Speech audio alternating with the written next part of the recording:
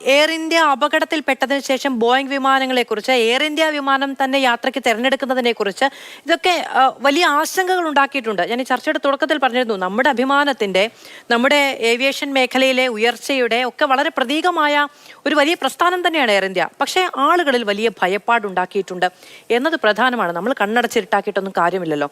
അപ്പോൾ ഇങ്ങനെ ചില കാര്യങ്ങൾ മാത്രം പുറത്തു വരുന്നത്, ഇപ്പോൾ ഈ പറയുന്ന പൈലറ്റുമാർ തമ്മിലുള്ള ആശയവിനിമയത്തിന്റെ പേരിൽ മാത്രം പുറത്തു വരുന്ന ചില വിവരങ്ങൾ എന്ന് പറയുന്നത് ബോയിങ്ങിന്റെ വിശ്വാസ്യതയുമായി ബന്ധപ്പെട്ടൊരു വീണ്ടെടുക്കൽ ശ്രമമാണോ എന്നതൊരു ആശങ്കയാണ് എന്ന് വേണമെങ്കിൽ സംശയിക്കാം. പിന്നെ വേറെ കാര്യം, ആൾക്കാരുടെ പേടിയുടെ കാര്യം ഞാനൊരു കാര്യം പറയാം. ഞാൻ ഈ 17-ന് യാത്ര ചെയ്യുന്നുണ്ട്.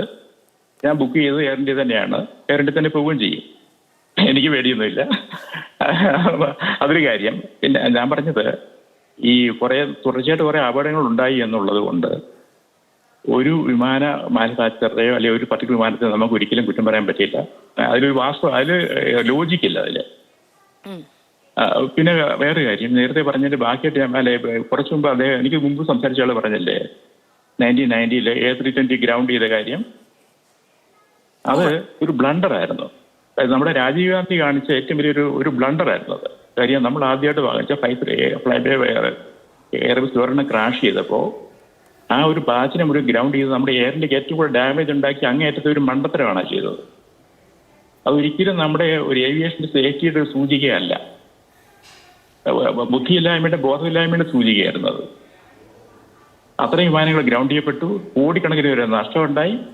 പിന്നെ ഈ പൊളിറ്റിക്കൽ ഡിസിഷന്റെ ചൂടാറി കഴിഞ്ഞപ്പോൾ വീണ്ടും പറന്നു തുടങ്ങി. നമ്മുടെ ഭരണാധികാരികൾ പല കാലങ്ങളിൽ എടുക്കുന്ന തീരുമാനം സാങ്കേതികമായി മാത്രമല്ലല്ലോ, ജനങ്ങളുടെ വിശ്വാസവും സുരക്ഷയും ഒക്കെ വെച്ചിട്ടായിരിക്കില്ലേ? അല്ലല്ല, ഇത് ജനങ്ങളുടെ ഒപ്പീനിയൻ നോക്കിയിട്ട് തൂക്കിക്കൊല്ലുന്ന പോലെ ഇത് പ്യൂർലി ടെക്നിക്കൽ കാര്യങ്ങൾ മാത്രമാണ് നോക്കേണ്ടത്.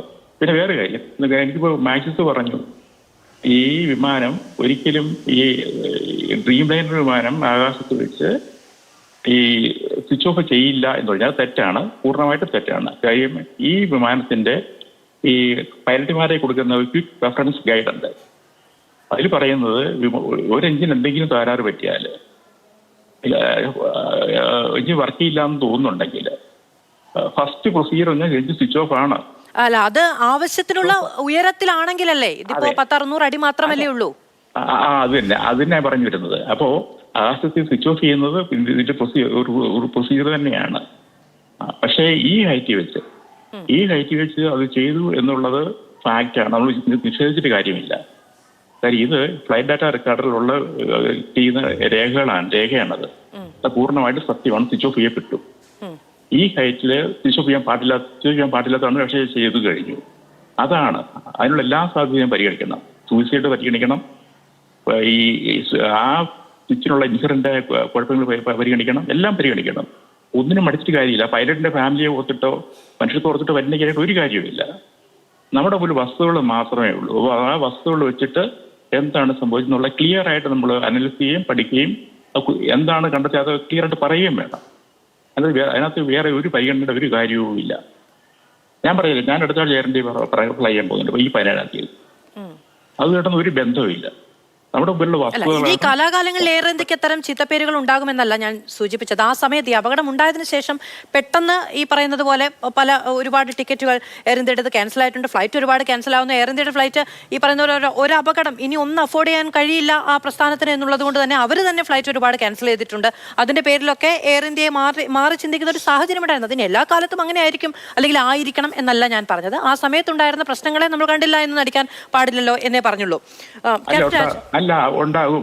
വേറെ കാര്യം അറിയാമോ?